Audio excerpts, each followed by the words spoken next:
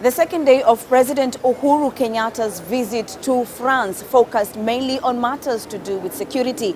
President Uhuru Kenyatta met his French counterpart Hollande, where the two leaders agreed to share intelligent information to weed out terror elements in both countries. France and Kenya have been victims of terrorism.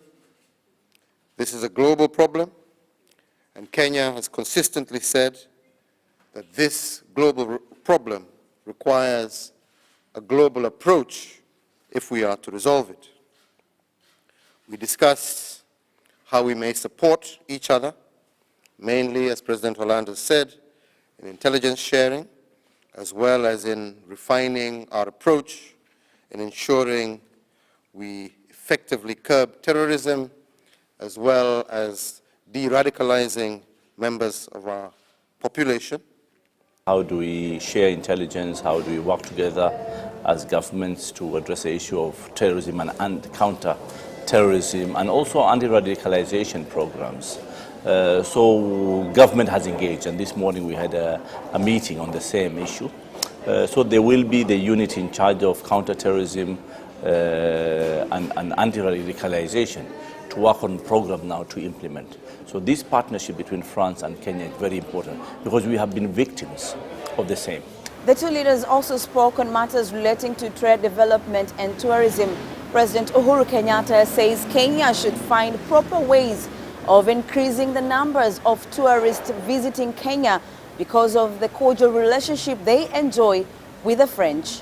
We've also, as President Hollande mentioned, signed several agreements and memorandum of understanding worth approximately 250 million euros, covering a wide variety of infrastructure projects, which we believe are key in helping us bring prosperity to the Kenyan people.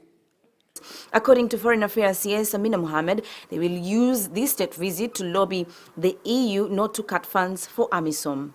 A solid relationship at the highest levels of government.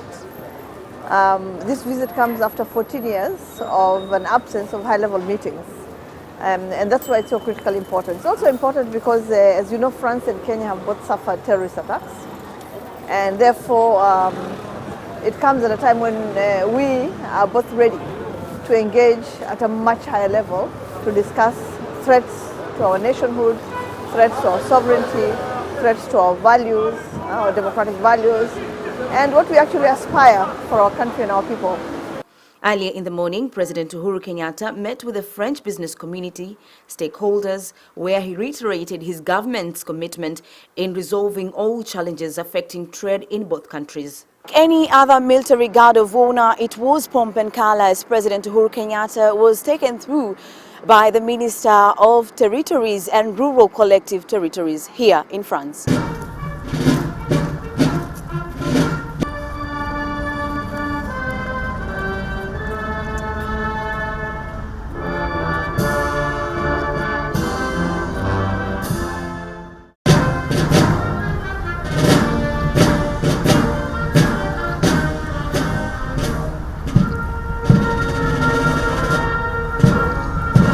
President Uhuru Kenyatta is also expected to meet tourism stakeholders, where he is expected to highlight some of the challenges and the way forward in boosting tourism in the country. President Uhuru Kenyatta's visit to France entered day 2 today, with Uhuru holding bilateral talks with French President Hollande, talks that culminated in both presidents agreeing to share intelligent information that would weed out terror elements in both countries. Linus Moshigari reporting for KBC Channel 1 in Paris.